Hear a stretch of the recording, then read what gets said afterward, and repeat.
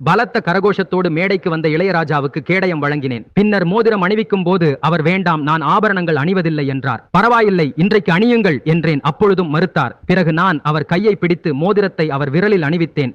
அடுத்தது அவர் செய்தது. என் பக்கத்து விட்டு சிறுவன் பிறந்த நாளுக்கு சாக்லேட் கொடுக்க வந்தான்.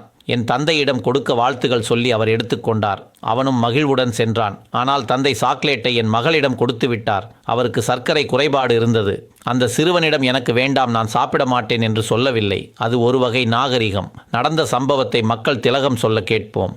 முந்தானை முடிச்சு வெற்றி விழாவிற்கு தம்பி பாக்யராஜ் என்னை தலைமை தாங்க அழைத்திருந்தார். நான் கலந்து கொள்ள சம்மதித்தேன். அதோடு அந்த படத்தில் பங்காற்றிய கலைஞர்களுக்கு மோதிரம் பரிசாக கொடுக்கவும் திட்டமிட்டிருந்தேன். விழா அன்று ஒவ்வொருவராக பெயர் சொல்லி அழைக்க மேடைக்கு வந்தனர். நான் அவர்களுக்கு கேடயம் வழங்கி மோதிரம் அணிவித்தேன். அந்த படத்தின் இசையமைப்பாளர் இளையராஜா பெயர் அழைக்கப்பட்டது. அவர் மேடைக்கு வந்தார். இங்கு நான் ஒரு விஷயத்தை உங்களுக்கு சொல்லியாக வேண்டும். நான் முதலமைச்சராகவும் நேரத்தில் உன்னை விடமாட்டேன் என்று ஒரு படத்தில் நான் நடிக்க இளையராஜா இசையில் அவரே பாடிய பாடல் ஒன்று பதிவானது. ஆனால் நேரமின்மையால் படம் கைவிடப்பட்டது. பலத்த கரகோஷத்தோடு மேடைக்கு வந்த இளையராஜாவுக்கு கேடயம் வழங்கினேன். பின்னர் மோதிரம் அணிவிக்கும் போது அவர் வேண்டாம், நான் ஆபரணங்கள் அணிவதில்லை என்றார். பரவாயில்லை, இன்றைக்கு அணியுங்கள் என்றேன். அப்பொழுதும் மறுத்தார். பிறகு நான் அவர் கையை பிடித்து மோதிரத்தை அவர் விரலில் அணிவித்தேன்.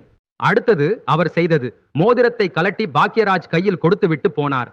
அவருக்கு தெரிந்த இங்கிதம் அவ்வளவுதான். முதலமைச்சர் பதவிக்காகவாவது அவர் வாங்கியிருக்கலாம். பிறகு அணியாமல் இருந்திருக்கலாம். சபை நாகரிகம் தெரியாமல் நடந்து கொண்டார். சினிமாவில் நாம் எடுக்கும் பெயரை நிஜத்திலும் காப்பாற்ற வேண்டும். அது மிகவும் முக்கியம்.